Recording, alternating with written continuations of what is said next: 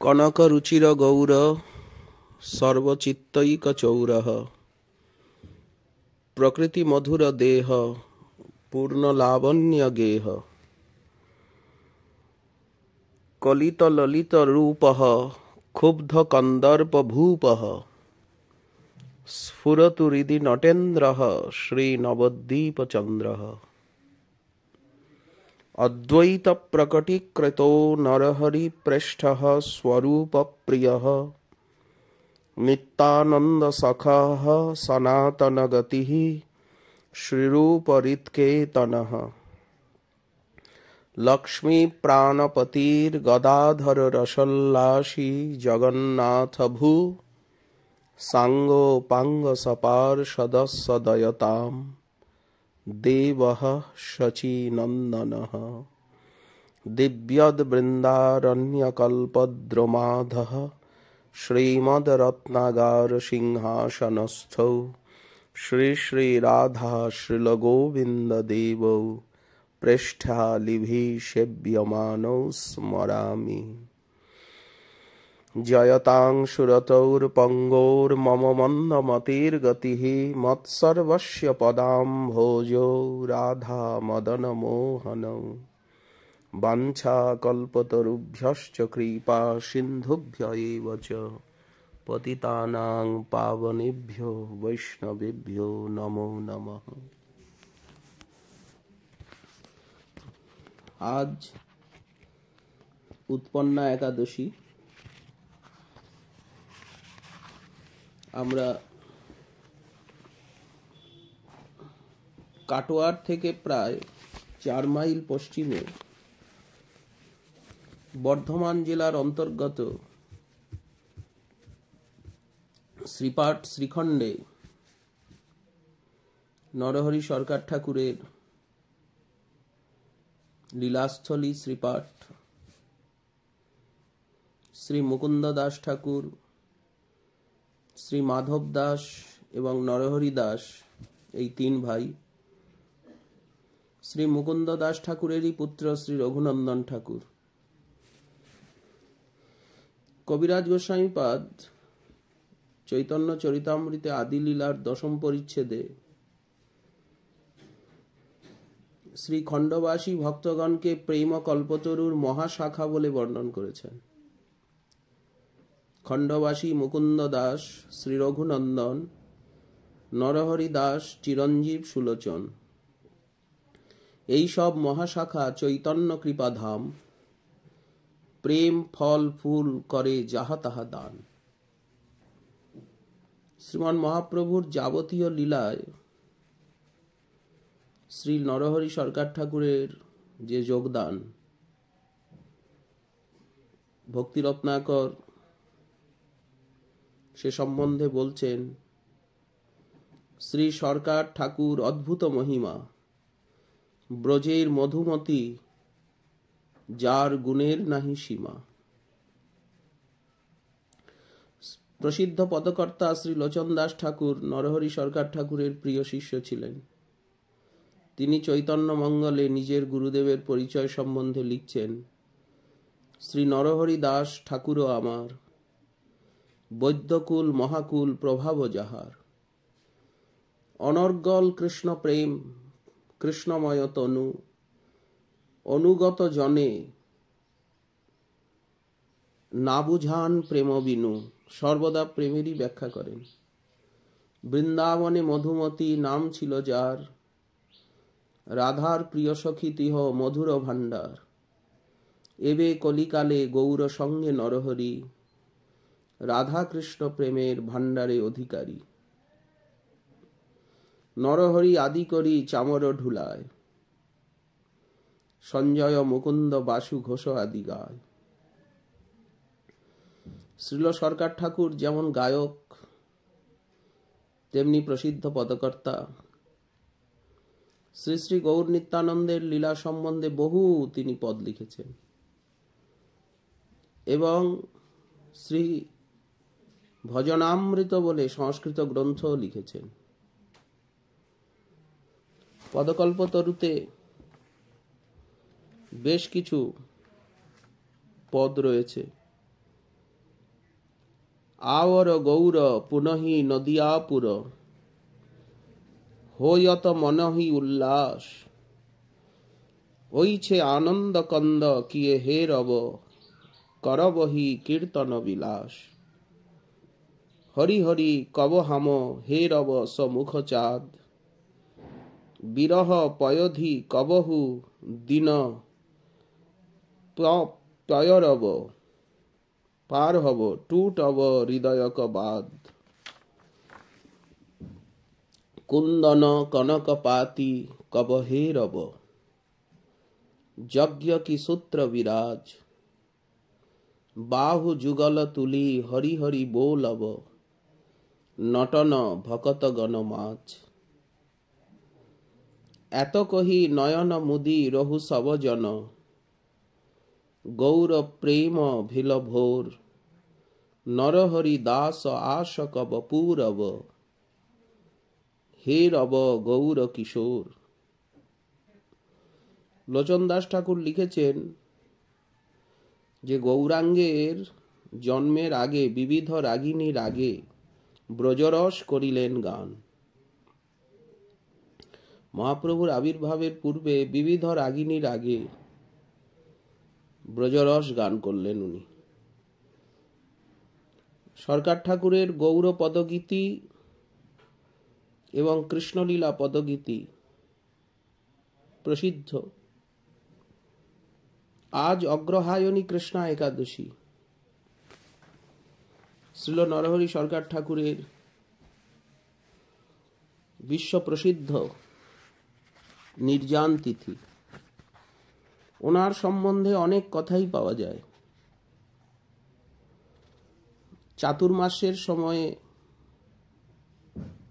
রথযাত্রা মহা মহোৎসব নীলাচলে সবাই 4 মাস থাকেন। খণ্ডবাসীও যান প্রতি বছর। শ্রীমন মহাপ্রভুর দর্শনে স্পর্শনে দিব্য আনন্দের অনুভূতি সবার মধ্যে জেগে ওঠে। ভক্তগণ সঙ্গে মহাপ্রভু কীর্তনানন্দে মাতোয়ারা হয়ে যান।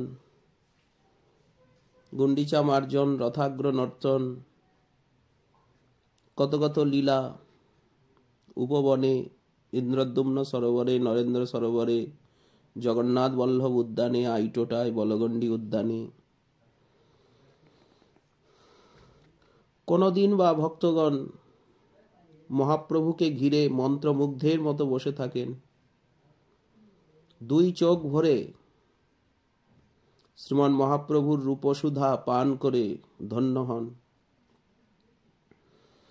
প্রতিবারই এবং একসঙ্গে মহাপ্রসাদ সেবন, সংকীর্তন, জগন্নাথ দর্শন, কৃষ্ণ কথা আলোচনা, সমুদ্র সৈকতে ভ্রমণ, টোটা গোপীনাথের শ্রীমন্দিরে, কাশী মিশ্রালয়ে, কখনো সিদ্ধ বকুলে।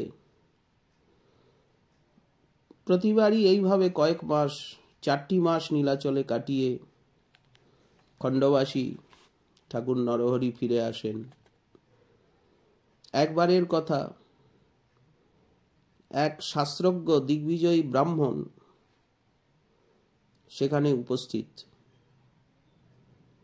তিনি দিক বিদিক ঘুরে পণ্ডিতদের পরাজয় করে বেড়ান। প্রতিভাত ছটায় সকলের চোখকে ধাঁধিয়ে দেন। শ্রীমান মহাপ্রভুর কাছে এসেছেন দিগ্বিজয়ী, বললেন, আমি আপনাকে তর্কযুদ্ধে আহ্বান করতে চাই। আমার পণ শাস্ত্র বিচারে পরাস্ত যে করতে পারবে আমাকে, আমি তার আশ্রয় গ্রহণ করব, গুরু বলে স্বীকার করে নেব। মহাপ্রভু বললেন, পণ্ডিত প্রবর, আমি তো তর্ক করতে জানি না, আর আমি কখনো তর্ক করতে চাইও না, কারণ তর্ক দিয়ে শাস্ত্রের মর্ম প্রকৃত সত্য বোঝা যায় না, শ্রী ভগবানের চরণেও পৌঁছানো সম্ভব নয়। তাই আমি আপনাকে জয়ী বলেই স্বীকার করে নিচ্ছি। দিগ্বিজয়ী বলল, আপনার খ্যাতি শুনে আপনার সঙ্গে তত্ত্বালোচনা করতে আমার বড় কুতূহল। পাশেই খণ্ডবাসী ঠাকুর নরহরি দাঁড়িয়েছিলেন, ভাব বিহ্বল হয়ে প্রভুর মুখারবৃন্দ দর্শন করছিলেন। তার দিকে অঙ্গুলি সংকেতে মহাপ্রভু বললেন, পণ্ডিত প্রবর, আপনি তত্ত্ব জিজ্ঞাসু হয়ে থাকলে এই তত্ত্বরসের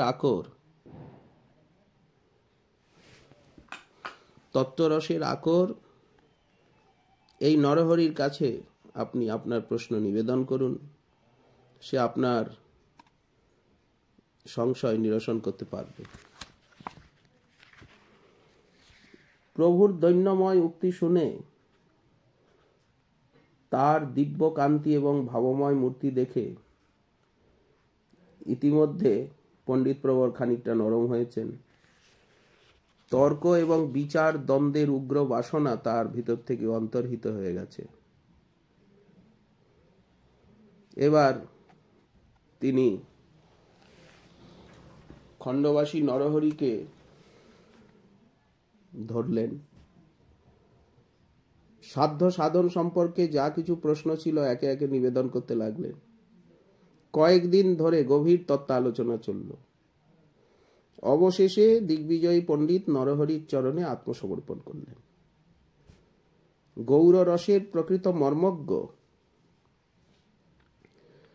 ঠাকুর নরহরি যে কত বড় তাত্ত্বিক, কত বড় বৈষ্ণবাচার্য শিরোমণি, উনি তা দর্শন করলেন। পরবর্তীকালে ইনি গৌড়ীয় বৈষ্ণব ধর্ম প্রচারের পক্ষে সহায়ক হন। অনেকভাবে সরকার ঠাকুরকে সহায়তা করেন। আচার্যের শ্রীল সরকার ঠাকুরের রচিত গ্রন্থ যে ভক্তি সার সমুচ্চয়, সাধক জগতের এক মহান উপকার সাধন করেছে। এতে ভক্তি শাস্ত্রের প্রাচীন তথ্য এবং প্রমাণ আহরণ করে তিনি বহু মূল্যবান ভজন তত্ত্ব সন্নিবেশিত করেছেন এবং শ্রীমন মহাপ্রভুর সহস্র নাম,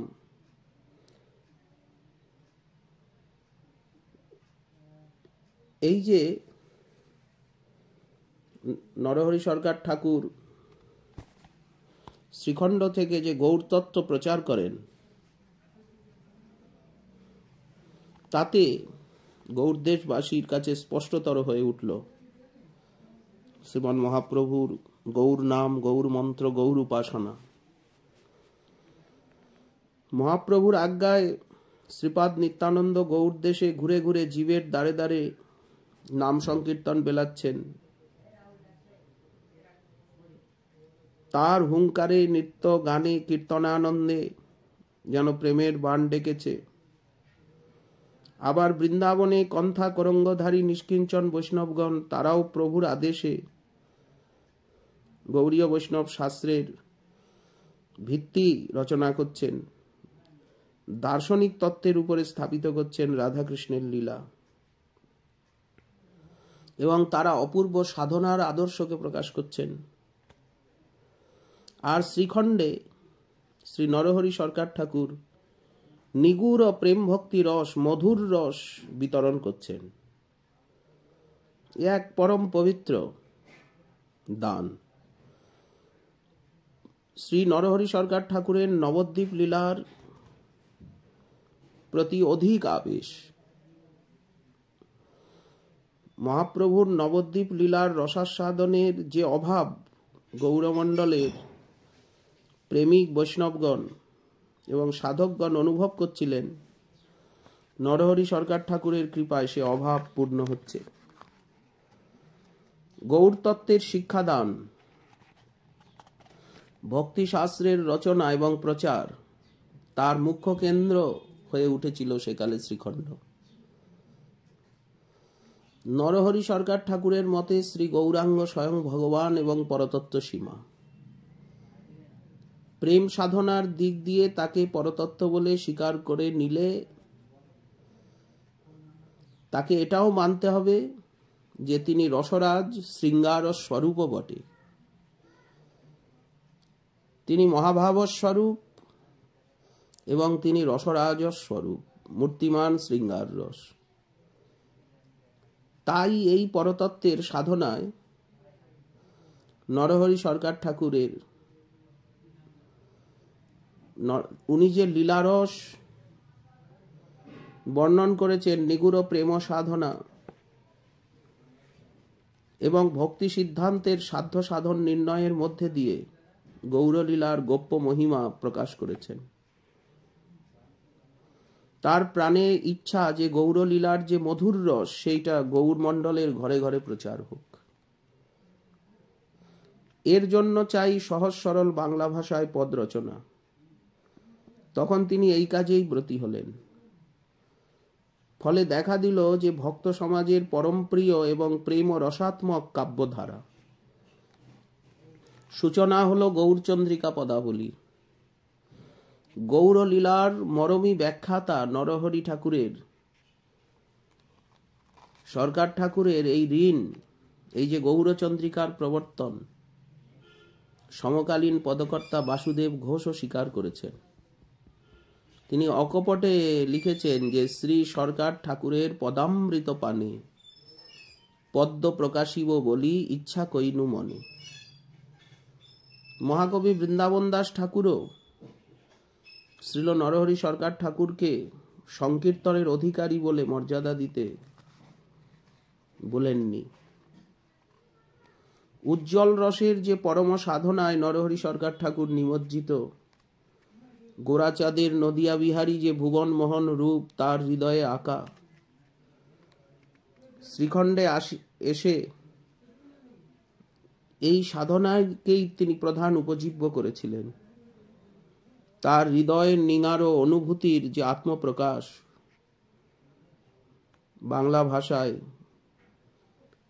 শ্রীমান মহাপ্রভুর রূপবর্ণনা গৌর পদাবলিতে, এইসব রসমধুর পদ শুধু বাংলা সাহিত্যেরই অমূল্য সম্পদ তা নয়, এই যে মধুর সাধনার ভাবময় ইঙ্গিত রূপে উত্তরকালে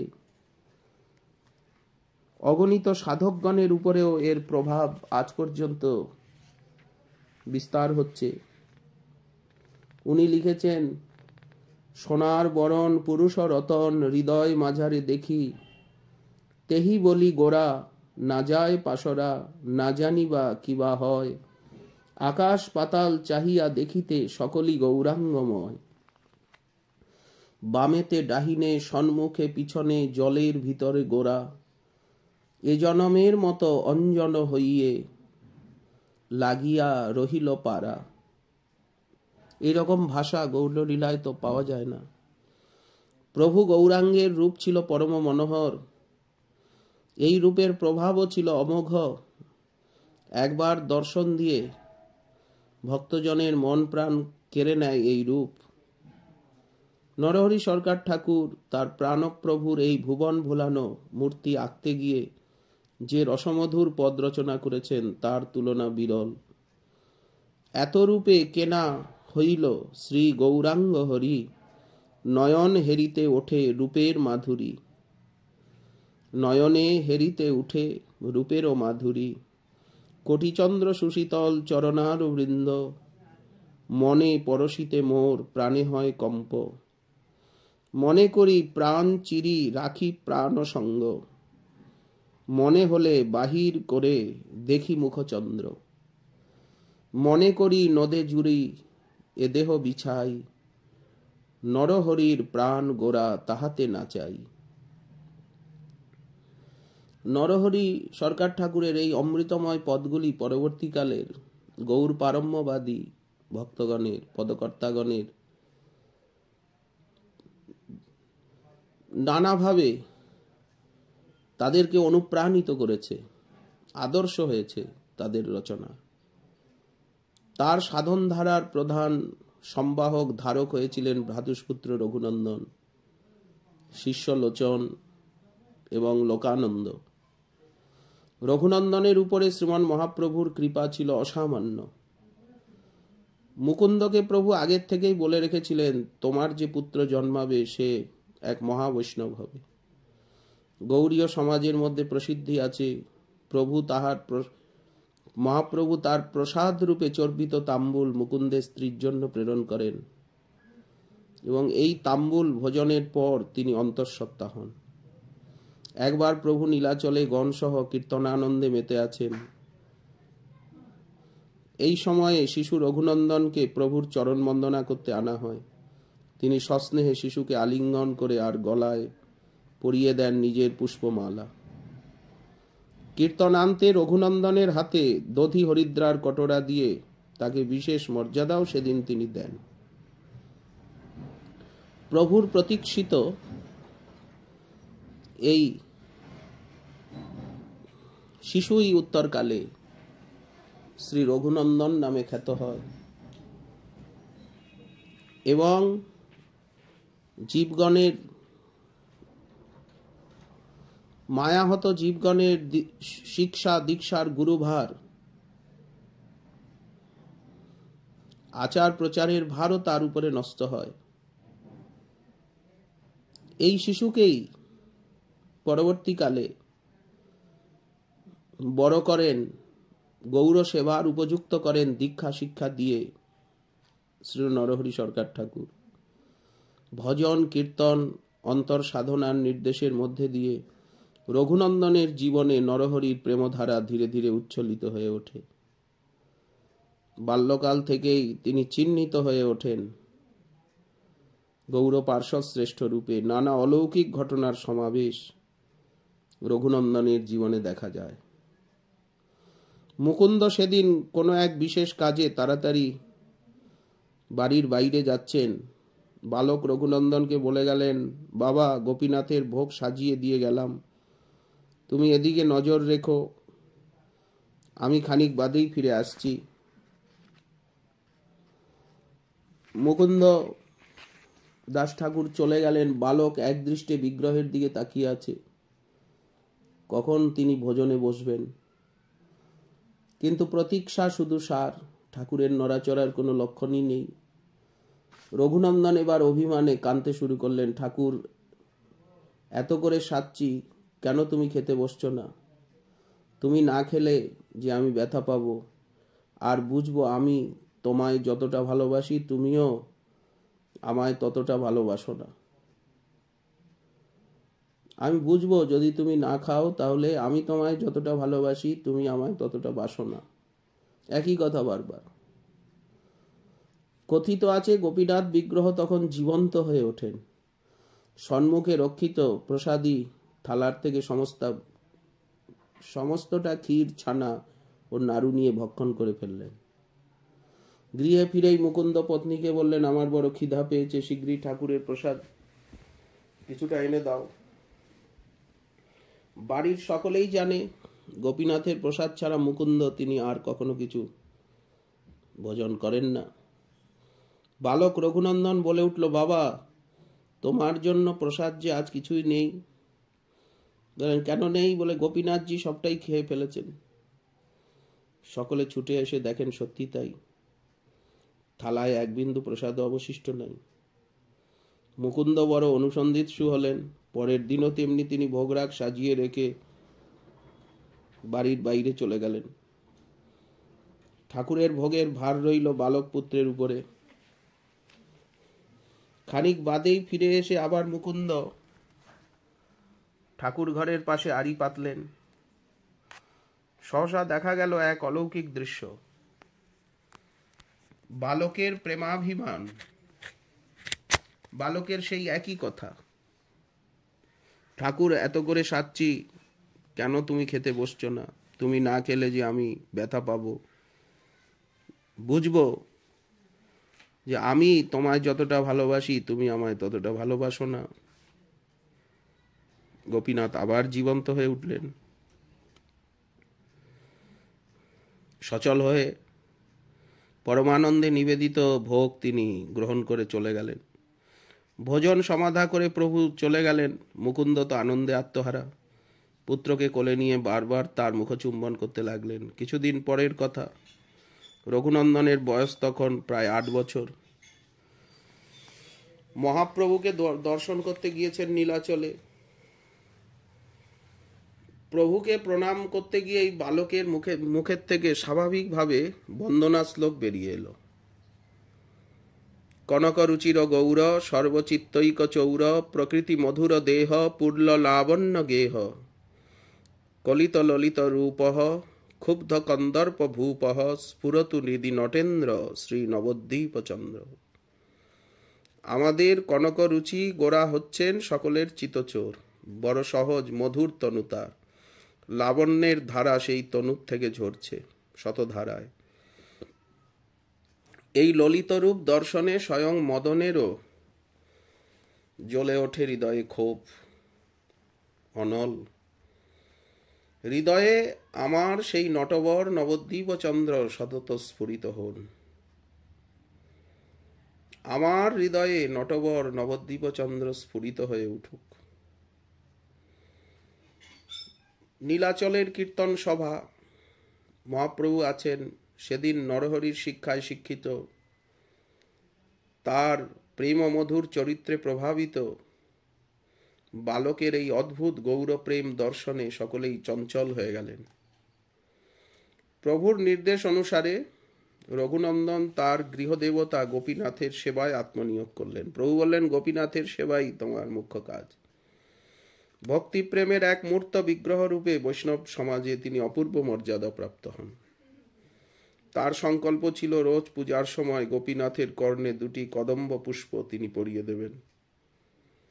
কথিত আছে যে ঠাকুর তার এই অভিলাষ পূর্ণ করেন। মন্দিরের নিকটে মধুপুষ্করিণীর পারে এক কদম্ব বৃক্ষে রোজ পুষ্পসজ্জার জন্য গোপীনাথের দুটি করে কদম্ব ফুল ফুটে থাকত। কোনো ঋতুতেই এর ব্যতিক্রম হয়নি। হুগলি জেলার খানাকুলের অভিরাম ঠাকুর ছিলেন এক শক্তিধর নিত্যানন্দ পার্ষদ। শালগ্রাম শিলা খাঁটি যদি না হয়, প্রতিমা যদি খাঁটি না হয়, ওনার প্রণাম সহ্য করতে পারত না, ফেটে যেত। রঘুনন্দনের অলৌকিক লীলা কথা, জীবন কথা এবং তার প্রতি শ্রীমান মহাপ্রভুর যে অপরূপ কারুণ্য রাশি, এই কথা শুনে আমাদের ঠাকুর অভিরাম তিনি একদিন কৌতূহলী হয়ে রঘুনন্দনকে পরীক্ষা করতে এলেন। অভিরামের আগমন সংবাদে তো সকলে মহা উদ্বিগ্ন। বালক রঘুনন্দনকে লুকিয়ে রাখা হলো যাতে উনি অভিরামের দৃষ্টিপথে না পড়েন, যেন কোনো অমঙ্গল না ঘটে। নিরাশ হয়ে ফিরে যাচ্ছেন অভিরাম। বটডাঙ্গার বনে চুপচাপ বসে আছেন। কি করে রঘুনন্দনের সঙ্গে সাক্ষাৎকার হয়? এমন সময় নূপুর পরিহিত আনন্দ চঞ্চল বালক রঘুনন্দন তার সঙ্গে মিলিত হলো। চরণে নূপুর। দর্শন মাত্রেই ঠাকুর অভিরামের অন্তরে কি ভাব উদয় হলো, উনি বারবার বালকের সম্মুখে লুটিয়ে আর প্রণাম করছেন। রঘুনন্দনও পরম আনন্দে দুই হাত প্রসারণ করে তাকে কোল দিলেন। এইবার শুরু হলো উভয়ের নৃত্য কীর্তন। কথিত আছে এই নৃত্যোল্লাসের সময় রঘুনন্দনের শ্রীচরণের নূপুর খসে গিয়ে 2 মাইল দূরে পড়ে। সঙ্গে সঙ্গে সেখানে একটি কুণ্ডের সৃষ্টি হয়। শ্রীখণ্ডের অনতি দূরে আকাইহাট গ্রামের নূপুর কুণ্ড আজও এই সকল লীলার অলৌকিক সাক্ষী দিচ্ছে। শ্রীমন মহাপ্রভুর পরমপ্রিয় রঘুনন্দনকে সমকালীন বৈষ্ণবগণ শ্রীহরির অংশাবতার বলে মনে করতেন। প্রসিদ্ধ পদকর্তা কবিশেখর বা রায়শেখর রঘুনন্দনের অন্যতম শিষ্য।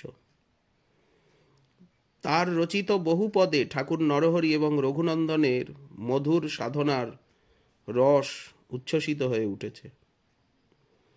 ঠাকুর নরহরি শুধু প্রেম সাধনার নয়, মধুর রসের উপাসনারই নন, বাংলা কাব্যে গৌর রসের যে স্রোতধারা আজও প্রবাহিত হচ্ছে, তিনি তার অন্যতম উৎস। নরহরির অন্তরের অভিলাষ যে গৌর সুন্দরের এই রসরাজ মূর্তিটি বাংলার ঘরে ঘরে প্রতিষ্ঠিত হোক গৌর সুন্দরকে সকলে স্বয়ং ভগবান রাধারমণ এবং রসঘন মোহন মূর্তি রসময় কলেবর রসিক শেখর রূপে অনুভব করুক। প্রভুর অমৃত নিঃসন্দিনী লীলা কথা সর্বত্র প্রচারিত হোক। কিন্তু তখনও যে বাংলা ভাষায় কোনো লীলাপদ রচিত হয়নি, জনগণের ভাষায় এ রসবস্তু পরিবেশিত না হলে জনমন চিত্তে গৌরসুন্দরের মূর্তি কি করে প্রতিষ্ঠিত হবে? মনে বড় আকাঙ্ক্ষা জাগল, বাংলা ভাষাতে এই লীলা মাহাত্ম্য সূচক সাহিত্য গড়ে উঠুক। এই জন্য নিজেও কিছু কিছু পদ লিখতে শুরু করলেন। কিন্তু প্রভুর কথা লিখতে গিয়েই কেবল বৈষ্ণবীয় দৈন্য এসে পড়ে। তাই খেদোক্তি করতে করতে আমরা শুনি, মুই অতি অধম লিখিতে না জানি ক্রম, কেমন করিয়া তাহা লিখি। শ্রী নরহরি সরকার ঠাকুর প্রভুর রসমধুর লীলা কথা কিছু কিছু লিখে যান। উত্তরকালের পদকর্তাগণ তার এই রচনার অনুসরণে লীলাকে আরও পূর্ণতম রূপে ফুটিয়ে তুলবেন, এই বাসনাও তিনি অন্তরে পোষণ করতেন। যে আমি কিছু কিছু লিখলাম, পরবর্তীকালের পদকর্তাগণ পরবর্তীকালের ভক্তগণ একে আরও বিস্তার করবেন, আমার এই অন্তরের বাসনা। নরহরি সরকার ঠাকুরের এই আশা অপূর্ণ থাকেনি। শ্রী গৌরাঙ্গের প্রেমলীলার আখ্যান বর্ণনায় প্রতিভাধর কবিগণ তারা উৎসাহিত হয়ে ওঠেন। বাসুদেব ঘোষের পদে এর নিদর্শন মেলে। তিনি লিখেছেন, শ্রী সরকার ঠাকুরের পদামৃত পানে পদ্ম প্রকাশিব বলি ইচ্ছা কইনু মনে। নরহরি সরকার ঠাকুরের এই আশা সফল করতে অনেকাংশ সাহায্য করেন তার শিষ্য লোচন দাস ঠাকুর। গুরুদেব নরহরির ভাবের রসধারা তার রচিত চৈতন্য মঙ্গল এবং অন্যান্য পদ রচনার মধ্যে দিয়ে প্রবাহিত হতে থাকে। শ্রীমন মহাপ্রভুর লীলামৃত বলতে গিয়ে তিনটি ধারা উত্তরকালে, তিনটি তার চরিত কাব্যের মধ্যে দিয়ে ফুটে উঠেছে। বৃন্দাবন দাস ঠাকুর তার প্রসিদ্ধ চৈতন্য ভাগবতে অঙ্কিত করেন মহাপ্রভুর ভগবত্তা। কবিরাজ গোস্বামীপাদ তিনি প্রেমের তুলিকায় তার রচনায় জীবন্ত হয়ে ওঠে শ্রীমন মহাপ্রভুর মহাভাবময়তা, মহাভাবাঢ্য গৌরাঙ্গ। আর লোচন দাস ঠাকুরের চৈতন্য মঙ্গলে প্রজ্জ্বল হয়ে ওঠে নদিয়া বিহারী গহুরহরির রসরাজ মূরতি। নরহরির শিক্ষা এবং ব্যক্তিত্ব প্রভাবেই লোচনের জীবন গড়ে ওঠে। দীক্ষাও তিনি নরহরি সরকার ঠাকুরের কাছেই গ্রহণ করেন। প্রেম ভক্তির যে বীজ গুরুদেব তার আধ্যাত্মিক জীবনে রোপণ করেন, তাই একদিন হয়ে ওঠে এক বিরাট কায় মহিরুহ। এই জন্য লোচন দাস ঠাকুরের রচনায় যেমন কৃষ্ণরূপ তেমন গৌররূপের লীলার অদ্ভুত বর্ণনা।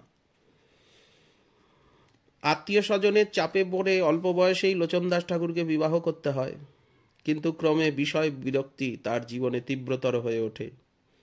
দাম্পত্য জীবনের সমস্ত কিছু আকর্ষণকে ত্যাগ করে গুরুদেব নরহরির সেবায় তিনি নিজেকে উৎসর্গিত করেন। লোচনের শ্বশুরবাড়ির থেকে বারবার আহ্বান আসছে, তিনি বিবাহ করে আর স্ত্রীকে পিত্রালয়ে রেখে এসেছেন। সেই বালিকা স্ত্রী এখন যৌবনে পদার্পণ করেছেন, আর কতকাল উপেক্ষিতা হয়ে আর উনি থাকবেন পিতৃআলয়ে। লোচনের শ্বশুরবাড়ির লোক এসে শেষে নরহরির শরণ নিল। তিনি যেন শিষ্যকে বলে কয়ে একবার পাঠিয়ে দেন, তারা অনুরোধ করছেন। দেখুন, গৌর প্রেমে ভক্ত লোচনের জীবন তখন ভরপুর। কোনো মতেই তিনি গৃহস্থ আশ্রমে প্রবেশ করতে রাজি নন, স্ত্রীর সঙ্গে দেখা করতে চান না। দাম্পত্য সম্পর্ক যাতে স্থাপিত না হয় এটাই উনি চাচ্ছেন। কিন্তু গুরুদেব দেখুন কিরকম আদর্শ স্থাপন করছেন, কতখানি জীব হিতৈষণা। নরহরি সরকার ঠাকুর আজ্ঞা দিয়ে বসলেন, বাবা ওরা বড় কান্নাকাটি করছে, ধরে বসেছে, তুমি একবার শ্বশুর বাড়িতে গিয়ে দেখাশোনা করে এসো। অগত্যা লোচনকে শ্রীখণ্ড ত্যাগ করে যেতে হলো। যাবার সময় শ্রী গুরুদেবকে বললেন, প্রভু আশীর্বাদ করুন, আমার মনোবাঞ্ছা যেন পূর্ণ হয়।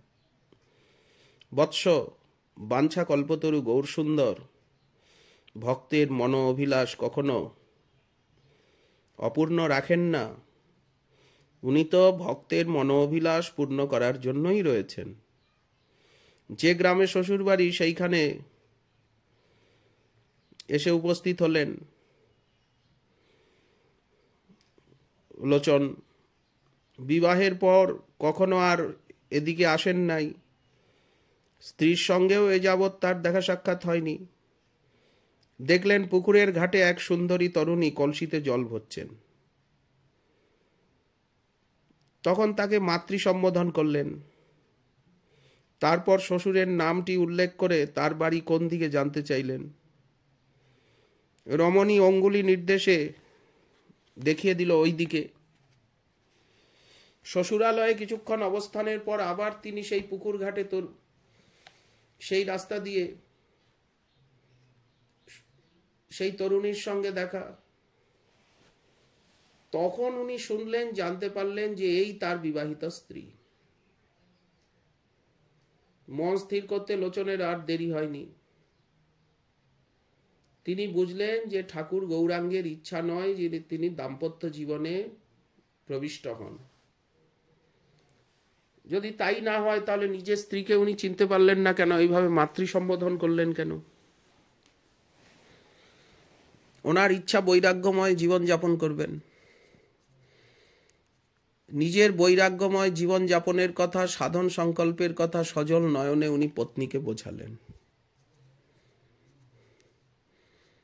যাতে যুবতী ভার্যা তিনি লোচনের মতে সায় দেন, উনিও ভক্তিপথকে স্বীকার করেন। তখন উভয়ের মধ্যে চুক্তি হলো যে আমি যে তোমাকে মাতৃ সম্বোধন করেছি, আমরা নিরন্তর গৌর কথামৃত আস্বাদন করে গৌরাঙ্গের ভজন করে জীবন কাটাবো। দেখুন গৌর পার্ষদগণের কেমন দিব্য লীলা। বিবাহিতা পত্নীকে উনি বলছেন যে আমরা সারা জীবন গৌর কথামৃত, গৌর লীলামৃত আস্বাদন করে কাটাবো। সাধ্বী পতিব্রতা পত্নী পতিদেবতার এই ইচ্ছাকে পূর্ণ করলেন। উনি স্বীকৃতা হলেন। কেমন সংসার? কৃষ্ণের সংসার। নরহরি সরকার ঠাকুর এইবার প্রিয় শিষ্য লোচনকে জিতেন্দ্রীয় পরম প্রেমিক অনুভবী জেনে গৌরলীলা কথা রচনার আদেশ দেন। নিজ গ্রামে অবস্থান করেই, পত্নীর কাছে থেকেই, সংসারে থেকেই লোচন দাস ঠাকুর এইবার তার প্রসিদ্ধ লীলা কাহিনী গ্রন্থ চৈতন্য মঙ্গল সম্পূর্ণ করেন। গৌর কথার রসমাধুর্যে স্বামী স্ত্রী উভয়েই এই সময় ভরপুর থাকতেন। গ্রন্থ প্রণয়নকালে লোচন দাসের আনন্দ আর ধরে না। বডডাঙ্গায় বসেই গ্রন্থ আরম্ভ করেন, কিছু অংশ বডডাঙ্গায় শ্রীখণ্ডে লেখেন। পরবর্তীকালে নিজের গ্রামে গিয়ে দীর্ঘদিনের স্বপ্ন তার সফল হয়েছে। শ্রী গুরুদেবের আদেশ পালনে উনি আজ সফলকাম। গ্রন্থখানির নাম হলো চৈতন্য মঙ্গল। নরহরি সরকার ঠাকুরের হাতে যখন উনি দিলেন, তখন সরকার ঠাকুর বলে উঠলেন, বৎস, ঠাকুর বৃন্দাবন দাসও যে ইতিমধ্যে এক লীলাগ্রন্থ লিখেছেন, তারও নামকরণ চৈতন্যমঙ্গল। কাজেই তোমার এই গ্রন্থ প্রচারের আগে বৃন্দাবন দাস ঠাকুরের অনুমতি নেওয়া আবশ্যক। তুমি সে অনুমতি নিয়ে এসো। একই নামে দুটি গ্রন্থ। বৃন্দাবন দাস ঠাকুর নরহরি সরকার ঠাকুরের শিষ্য লোচন দাস ঠাকুরের এই গ্রন্থখানি ভালো করে অধ্যয়ন করলেন। অধ্যয়ন করে বললেন, আমি করেছি প্রভুর ভগবত্তা বর্ণন, আর লোচনের গ্রন্থে ফুটে উঠেছে প্রভুর মাধুর্যময় মূর্তি। কাজেই সঙ্গত হবে আমার গ্রন্থকে। মাতা নারায়ণী দেবীও, বৃন্দাবন দাস ঠাকুরের মাতা নারায়ণী দেবীও তিনি সমর্থন করলেন। তিনি বললেন, তুমি ভাগবতের অনুসরণে লিখেছ, আর তত্ত্ববর্ণনার প্রাধান্য তোমাতে, এই জন্য তোমার এই গ্রন্থের নাম হবে চৈতন্য ভাগবত, আর লোচনের গ্রন্থ পরিচিত হোক চৈতন্য মঙ্গল নামে। নরহরি সরকার ঠাকুরের প্রেরণায় লোচন দাস ঠাকুর আরও দুর্লভ সার, আনন্দ লতিকা, রাগ ও লহরী প্রভৃতি গ্রন্থ রচনা করেন। রাসপঞ্চাধ্যায়ের অনুবাদ এবং রামানন্দ রায়ের জগন্নাথ বল্লভ নাটকেরও পদ্যানুবাদ করেন এবং অগণিত পদাবলী।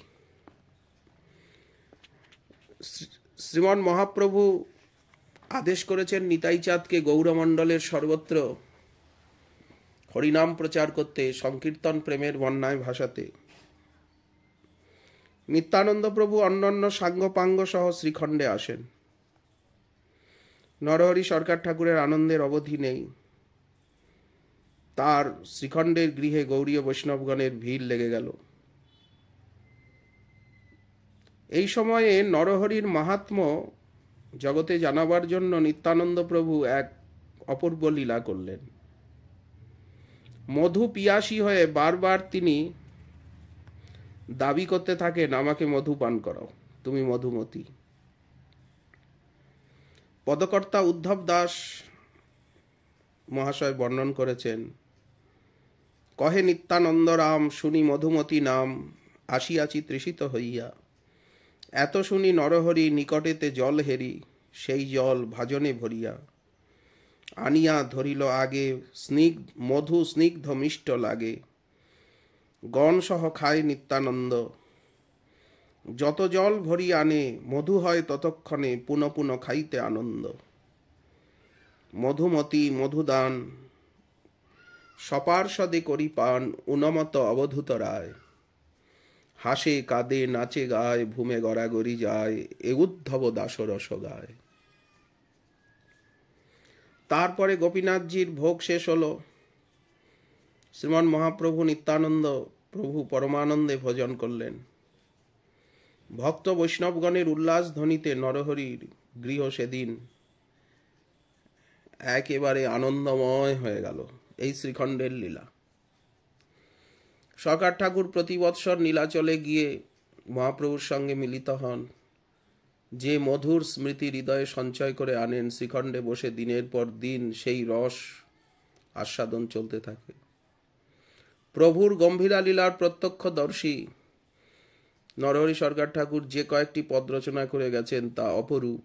প্রভুর অন্তলীলার পরম মধুর বিরহরস এগুলিতে ওতপ্রোত হয়ে আছে। এইসব পদের ঐতিহাসিক গুরুত্বও অসাধারণ।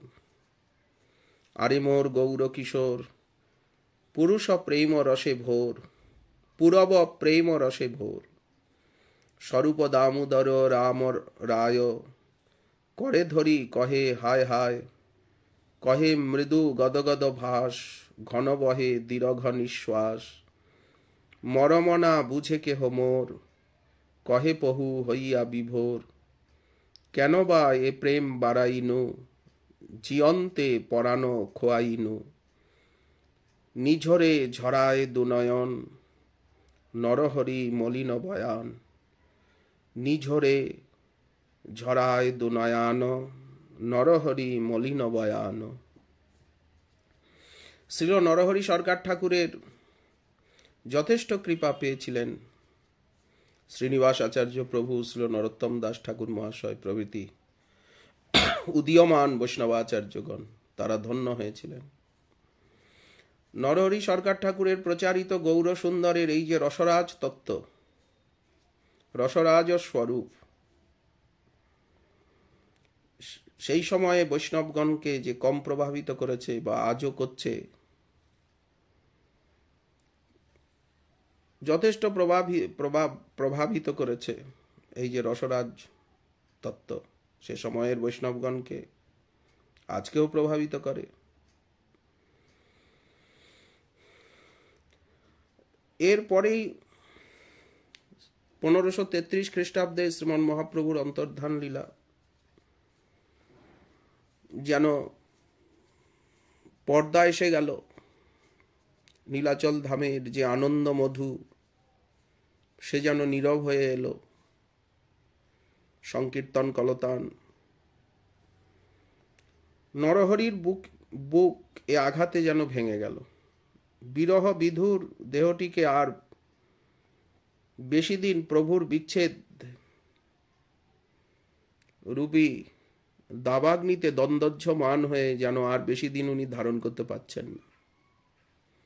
শুধু শ্রীখণ্ড নয়, শ্রীমন মহাপ্রভুর সঙ্গপন লীলার পরে বাংলার প্রেম রসাশ্রিত যত পার্ষদগণ সকলে শোকসাগরে ভাসতে লাগলেন, দীর্ঘ নিঃশ্বাস হাহুতাস। ভক্তি রত্নাকরের পরবর্তীকালের যত ঐতিহাসিক গ্রন্থ, তাতে নরহরি সরকার ঠাকুরের উত্তরকালের লীলা কথাও বর্ণিত হয়েছে। শ্রীনিবাস আচার্য প্রভুকে যেভাবে উনি কৃপা করলেন, কাছেই তো জাজিগ্রাম। এইভাবে রসরাজ গৌরাঙ্গ স্বরূপের উপাসনা, নিরন্তর গৌর নাম, গৌর ধ্যান, শ্রী গৌর বিগ্রহ প্রতিষ্ঠা, গৌর সেবায় দীর্ঘকাল সরকার ঠাকুর মত্ত থেকে, আর আজকেরই তিথিতে এই অগ্রহায়ণী কৃষ্ণা একাদশী, উৎপন্না একাদশীতে তিনি মধুমতি রূপে আর নিত্য নদিয়া লীলায় তিনি প্রবিষ্ট হলেন। একই বলার কথা। এই যে শ্রীপাঠ শ্রীখণ্ডের প্রেমনিধি, শ্রীপাঠ শ্রীখণ্ড গৌরীয় বৈষ্ণবগণের কাছে এক পরম স্মরণীয় বরণীয় ক্ষেত্র, যার প্রতিটি রজকণা নরহরি চরণ রেণু এবং গৌর প্রেম রসাভিষিক্ত। এই শ্রীখণ্ডে বহু মহাপুরুষ এবং সাহিত্যিকের জন্ম হয়েছে।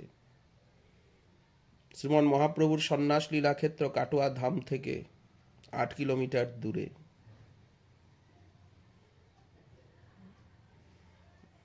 8-9-10 কিলোমিটার হবে। গৌর পরিকরগণের মধ্যে ঠাকুর নরহরি যে অনন্য এবং অসাধারণ, একথা সবাই স্বীকার করেন। তার যে গৌর অনুরাগ, তার যে পদাবলী সকলের মনের মধ্যে আসন করে নিয়েছে। শুধু নরহরি সরকার ঠাকুর নয়, মুকুন্দ দাস, শ্রী রঘুনন্দন, চিরঞ্জীব, সুলোচন, গৌরাঙ্গ দাস, মধুসূদন দাস বৈদ্য, যশরাজ খান, মহাকবি দামোদর, কবিরঞ্জন, রাঘব সেন, এদেরও জীবনালেখ্য চিরস্মরণীয়। শ্রীখণ্ডে দামোদর কবির বাসস্থানটি এখন যেন মলিন হয়ে এসেছে। প্রসিদ্ধ পদকর্তা গোবিন্দ কবিরাজ যেখানে জন্ম নিয়েছেন, সে স্থানও আজ উপেক্ষিত। একটা ক্ষুদ্র পরিসরের মধ্যে মাত্র তুলসী বেদী অবশেষ আছে। অথচ রামচন্দ্র কবিরাজ, গোবিন্দ কবিরাজের এত নাম সম্প্রদায়ে, এবং তাদের মাতামহ দামোদর কবিরাজ সেকালের দিনে দিকপাল, বিদগ্ধ পণ্ডিত। তিনি দিগ্বিজয়ী পণ্ডিতকে পরাস্ত করেন এইখানেই। তার প্রশস্তি পর্বে ভক্তি রত্নাকরে আছে: পাতালে বাসুকি বক্তা, স্বর্গে বক্তা বৃহস্পতি, গৌরে গোবর্ধন রাজা, খণ্ডে দামোদরঃ কবিঃ। সরকার ঠাকুরের শ্রীপাঠে শ্রীখণ্ডে মধু পুষ্করিণীও সকলকে আকর্ষণ করে। নরহরি সরকার ঠাকুর যে মধুমতি সখী নিতাই চাঁদ কে উনি মধু পান করালেন, এই জন্য মধু পুষ্করিণী জল মধু হয়ে গেল। শ্রীপাটের দক্ষিণ বাড়িতে শ্রী রাধারানীর সঙ্গে শ্রী গোবিন্দ এবং মদনমোহন বাঁকারায় সেবিত হচ্ছেন। উত্তর বাড়িতে রঘুনন্দনের ঠাকুর সেই লাড্ডু হাতে শ্রী গোপীনাথ শোভা পাচ্ছেন। অলৌকিক গৌর পার্ষদগণের এই লীলা। নরহরি সরকার ঠাকুরের সেবিত শ্রী নাটুয়া গৌরাঙ্গ মূরতি রয়েছেন, পাশেই বিষ্ণুপ্রিয়া দেবী, আর আছেন গোবিন্দদেব, মাঝের বাড়িতে রাধা মদন মোহন, আর একটি প্রকোষ্ঠে নরহরি সরকার ঠাকুরের সমাধি বিরাজমান মাঝের বাড়িতে। অগ্রহায়ণী কৃষ্ণা একাদশী তিথিতে সরকার ঠাকুর এই শ্রীমন্দিরেই অন্তর্হিত হন। বৎসরান্তে তিরোধান তিথি উৎসব উপলক্ষে সেই সময়ের সমস্ত গৌর পার্ষদগণ উপস্থিত হয়েছিলেন শ্রীখণ্ডে। সংকীর্তন তরঙ্গে তখন শ্রীখণ্ড আনন্দ সাগরে নিমজ্জিত হচ্ছিল। রঘুনন্দন তিনি ভোগ সমাপনান্তে ঠাকুরের রাজভোগের আরতি করে সরকার ঠাকুরের সমাধিতে প্রসাদ অর্পণ করেছেন। বাইরে এসেছেন দ্বার বন্ধ করে। যখন উনি পুনরায় দ্বার খুলছেন, দেখলেন নরহরি সরকার ঠাকুর আসনে উপবিষ্ট, স্বীকার করছেন প্রসাদকে। নিত্য পরিকরগণের আমাদের মতো যে জরা জন্ম মরণ নেই, গৌরাঙ্গের সঙ্গীগণে নিত্য সিদ্ধ করি মানে, এটি সরকার ঠাকুর দেখিয়ে দিলেন রঘুনন্দনকে যে আমি এখনো আছি। আমাদের কাছে লৌকিক রীতিতে যেন তারা জন্ম জরাদিকে স্বীকার করেন, আসলে জন্ম জরাদি কিছুই নেই। এইসব লীলার নাহি পরিচ্ছেদ, আবির্ভাব তিরোভাব মাত্র কহে বেদ। ত্রিকাল সত্য গৌরলীলা আজও আছেন। শ্রীখণ্ডের মহিমা গাথা এ বলে শেষ করার নয়। শ্রীখণ্ডে মুকুন্দ দাস, রঘুনন্দন, এই যে মুখ্য তিনজন মহাশাখা চৈতন্য প্রেম কল্পতরুর, যাকে তাকে প্রেম দিচ্ছেন। রঘুনন্দন ঠাকুর তিনি বাহ্যে রাজবৈদ্য, ইহ করে রাজ সেবা, অন্তরে প্রেম ইহার জানিবে কেবা। রাজবৈদ্য ময়ূরপুচ্ছ দেখে আর উনি মূর্ছিত হয়ে টুঙ্গির থেকে পড়ে গেলেন বাদশার সঙ্গে কথা বলতে বলতে। বাদশাহ আকৃষ্ট হলেন। রঘুনন্দনের কথাই বললাম, রঘুনন্দন সেবা করে কৃষ্ণের মন্দিরে, দ্বারে পুষ্করিণী তার ঘাটের উপরে, কদম্বের এক বৃক্ষে ফুটে 12 মাসে, নিত্য 2 ফুল হয় কৃষ্ণ অবতংশে। চৈতন্য চরিতামৃতেই আছে। মধু পুষ্করিণীর ঘাটের পাশে সে কদম গাছ বর্তমানে আর দেখা যায় না, শুধু কাণ্ডের স্বল্পাংশ। আর প্রসিদ্ধ এই উৎসবস্থলী বটডাঙ্গা, শ্রী চৈতন্য শাখায় মুকুন্দ দাসের পুত্ররূপে রঘুনন্দন ঠাকুরের পরিচিতি সর্বোপরি। ইনি প্রদ্যুম্ন বুহ এবং প্রিয়নর্ম সখা উজ্জ্বল। বসন্ত পঞ্চমীতে আবির্ভাব। নরহরি সরকার ঠাকুর কর্তৃক পালিত, দীক্ষিত এবং শিক্ষিত। তার গৌর অনুরাগ বৈষ্ণব জগতে সুবেদিত।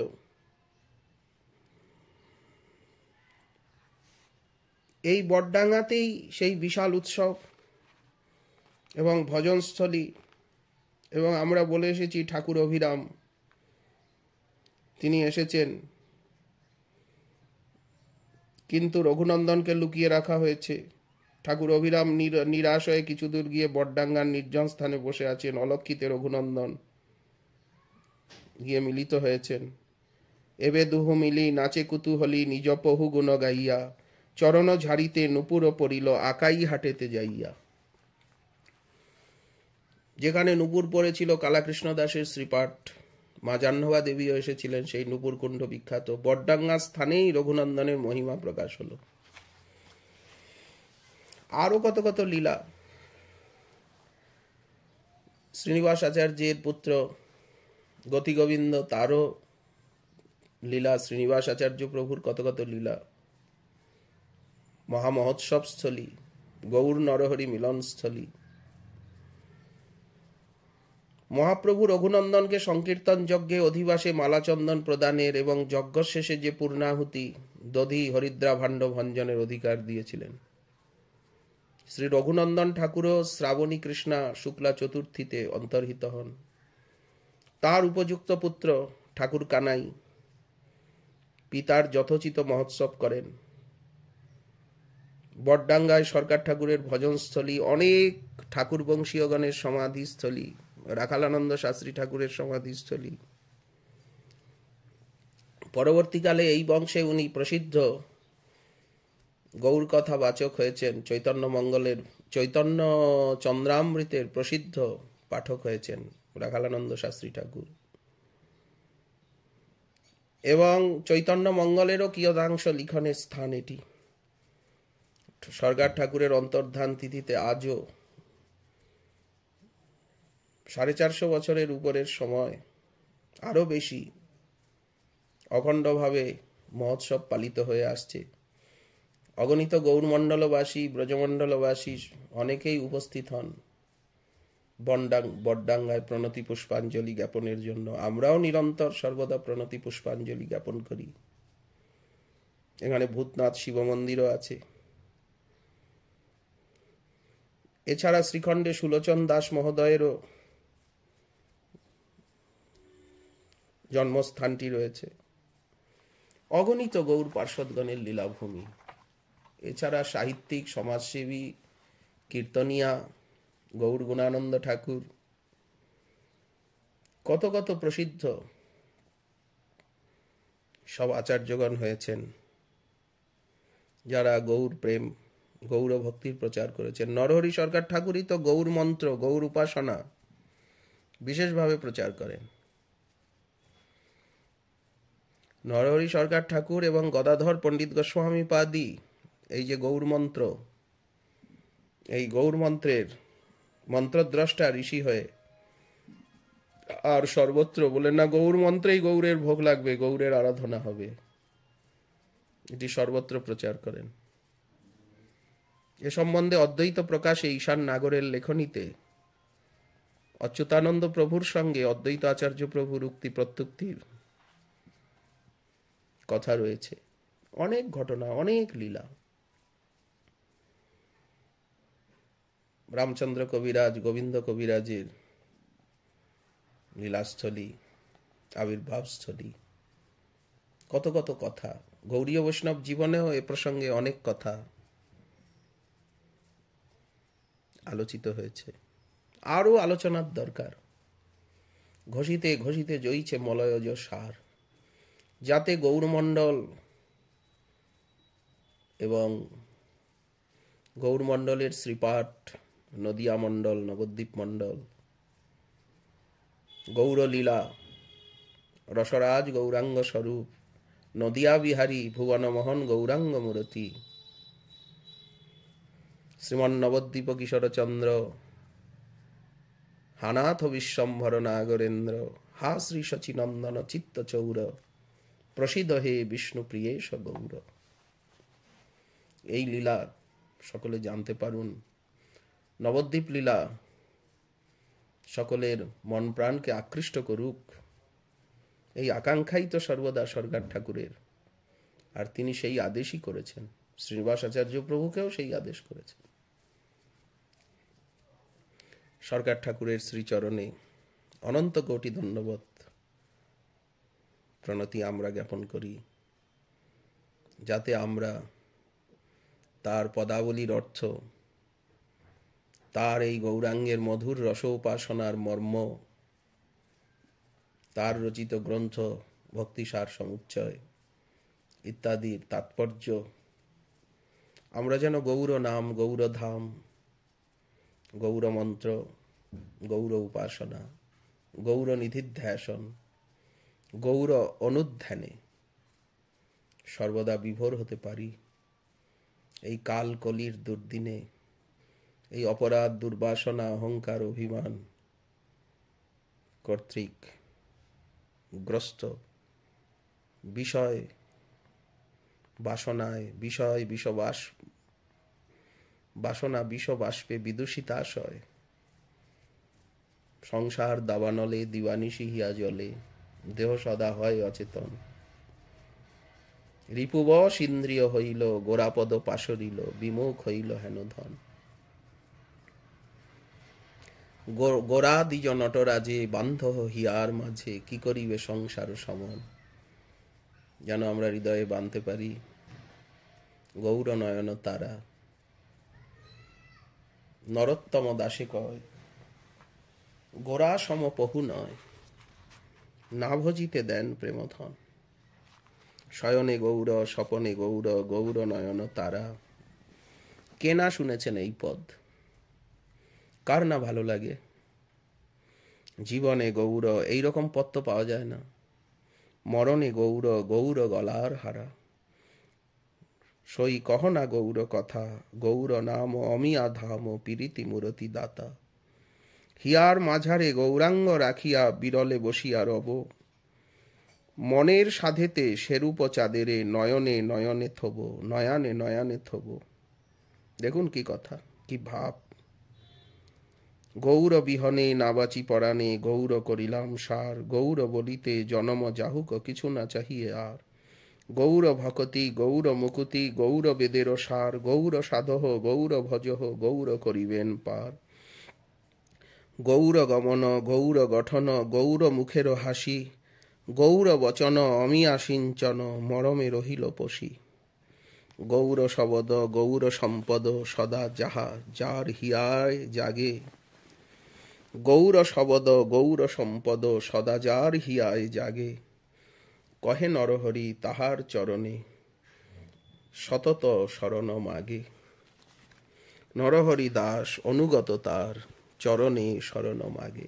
কি অপূর্ব কথা, কি অপূর্ব ভাব। এই ভাব আদর্শেই গৌড়ীয় বৈষ্ণবকে অনুপ্রাণিত করেছেন উনি। এই কৃপা করো মোরে ঠাকুর নরহরি, মধুমাখা গোরা নাম কভু না পাশরি। গৌর নাম শ্রবণে রহি তৎপর, সদাই নিরখিব যেন গৌর কলেবর।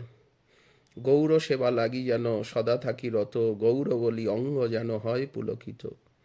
গৌর প্রেম রসার নবে ডুবে রহুক মন, গৌর ভক্ত সঙ্গ যেন হয় অনুক্ষণ। গৌর প্রেমাবেশ যেন কভু না হয় ভঙ্গ, গৌর বিমুখী জনার, বিমুখ জনার কভু না হয় সঙ্গ। গৌর প্রেম বিনে যেন না চাহিয়ে আর, গৌর গতি গৌরপতি হৌক আমার। গৌর গৌর বলি যেন ভাসি নয়ন জলে, গৌর গৌর বলি যেন প্রাণ যাওয়ার কালে। শয়নে স্বপনে কি দিনে বা জাগরণে, গৌরময় হয় যেন মোর প্রতিক্ষণে। গৌর গৌর বলি যেন পথে ঘাটে চলি, গৌর প্রেমে মত্ত হয়ে নাচি বাহু তুলি। জনমে জনমে হয় যেন গৌর ধামে বাস, তব কৃপায় পুরে যেন এই অভিলাষ। গোরা গোরা গোরা গোরা, গোরা গোরা গোরা, গোরা গোরা গোরা গোরা, গোরা গোরা গোরা, গোরা গোরা গোরা গোরা, গোরা গোরা গোরা। অযুত প্রণতি, অজস্র দণ্ডবত প্রণতি বিনিবেদন।